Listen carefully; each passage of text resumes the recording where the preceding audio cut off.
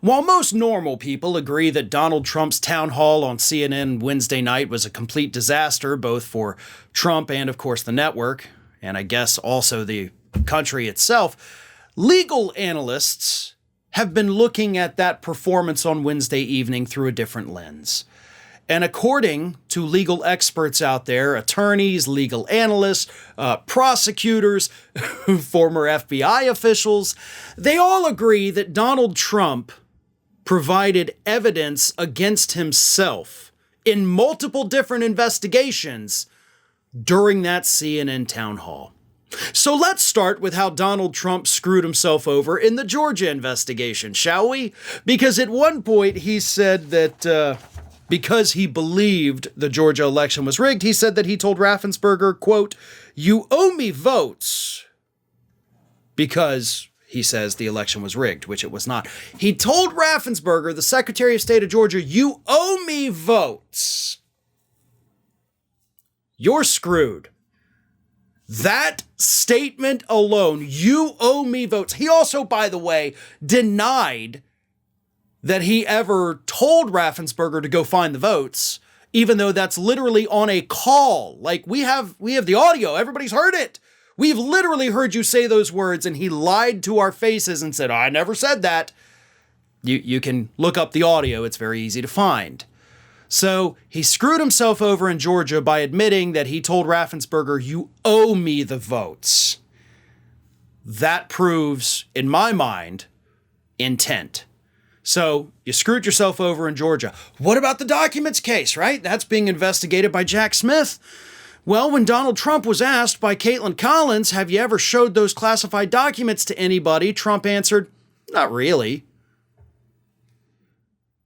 Not really.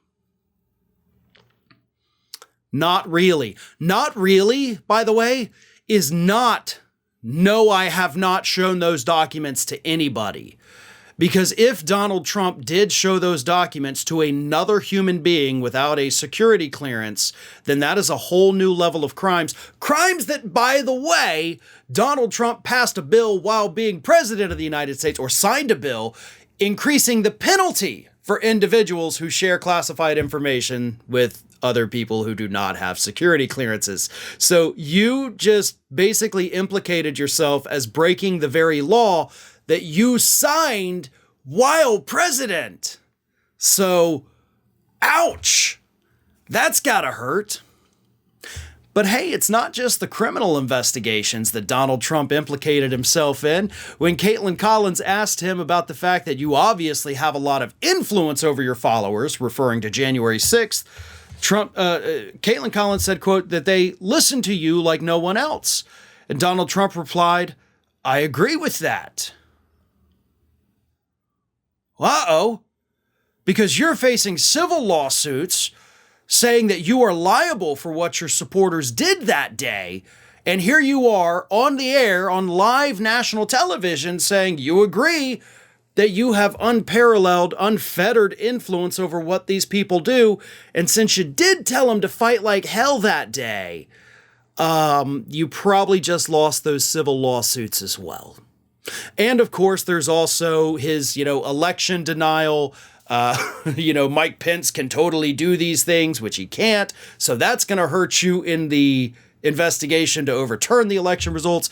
So even though it was an unmitigated disaster on CNN Wednesday night, some good may come of it, because Donald Trump may have screwed himself over in 3 criminal investigations and in multiple civil lawsuits. And of course, that doesn't even address the fact that he also appeared to once again slander E. Jean Carroll, and legal experts have also pointed out that she might either be able to sue him for defamation again, or she can file an amended complaint, tack it on to the verdict that just came down, and get even more money out of him.